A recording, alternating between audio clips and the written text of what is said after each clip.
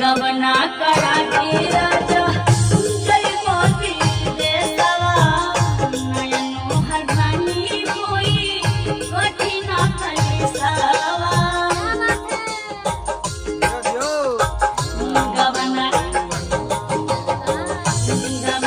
करा के राजा जय मोती देसवा नयनो हर भानी कोई कठिन कलेसवा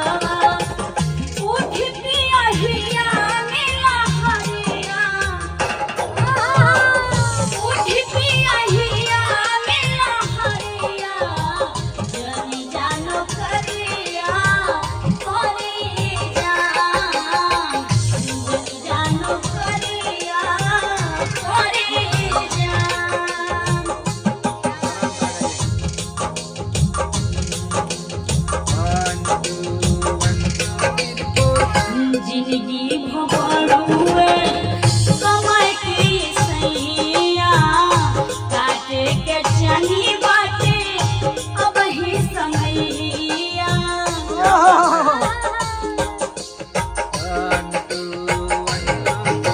जिंदगी भोगुए कमाई की सैया काटे के चनी बाटे अब ही समैया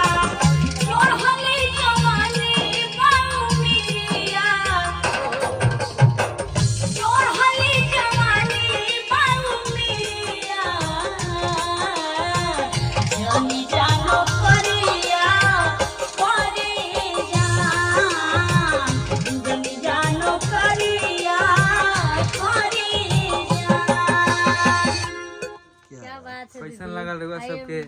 अभियो आवाज सुन के लागत है एकदम लाइव सुनत है जैसे पहले गाना हमने के एल्बम में सुनले रहने सब वैसे ही सुननी से एकदम बहुत मजा आया। अमर है गाना वाकई में अमर है।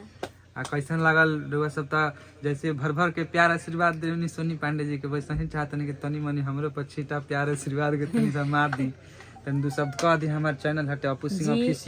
सिंह ऑफिशियल हमार भैया के चैनल है। आप सब एकरा के प्यार आशीर्वाद और बहुत सारा सब्सक्राइब जो भी होला हमरा उतना बुझाला ना काहे कि हम गांव गंवई के हई पूरा आशीर्वाद देहो लेकिन और हमारा भैया के प्यार आप सब देहब चैनल के माध्यम से भैया के चैनल से ई गीत आई और आप सब जरूर प्यार आशीर्वाद देना। साथ साथ आज एक से एक गाना भइल बाटे कैसन लागल हुआ गा के? बहुत बढ़िया लागत है कि पिछला 5-7 साल 8 साल पहले हम गा रहल बानी मतलब शंकर भैया के ही मतलब रहे गवावल और आज फिर वहाँ का स्टूडियो में गावे के मौका मिलल वो वही फीलिंग्स लागत है कि हाँ बहुत अच्छा लागत है। हमरो बड़ा मजा आयल चूँकि दिन रात वेस्टर्न कर आज खुद मतलब बहुत अच्छा लगल बहुत अच्छा अनुभव भइल चूँकि पुरानका चीज वाकई जौन खाटी माटी के चीज बा तो माटी के चीज बा एकदम आज की डेट आप पहला बार जो भी होखे वीडियो बनता हमरा हम पहला बार बोलतो बानी ऐसा हम बोली ना बहुत सीधा सादा बस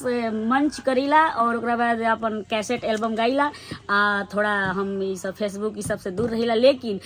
भैया लोग के प्यार बहुत मिलल और ई सब लोग भैया लोग सिखैलन है कि बोलब रहा तो हमें से बोलता नहीं अगर गलती बुलाई हुई तो माफी चाहता नहीं। और देखिए एक तरफ है खुशी कक्कड़ जी और एक तरफ है सोनी पांडे जी और दोनों बहुत अच्छा गाती हैं अपने अपने जोन का गीत हो कि तुम सब लोग जान जाओ। वैसे गाना जो एल्बम में बहुत ही ज्यादा मतलब हमने के एंजॉय किया बहुत ही प्यारा बहुत ही अच्छा गाना सुन के बहुत आनंद आया। दीदी बहुत अच्छा गाई है बहुत अच्छा थैंक यू। चलिए फिर मिला तनी से अगला ब्लॉग में ऐसा ही ब्लॉग कहने गलती से अगला मेकिंग वीडियो ब्लॉग में ऐसा ही हमने पे प्यार से रही। हर हर महादेव धन्यवाद।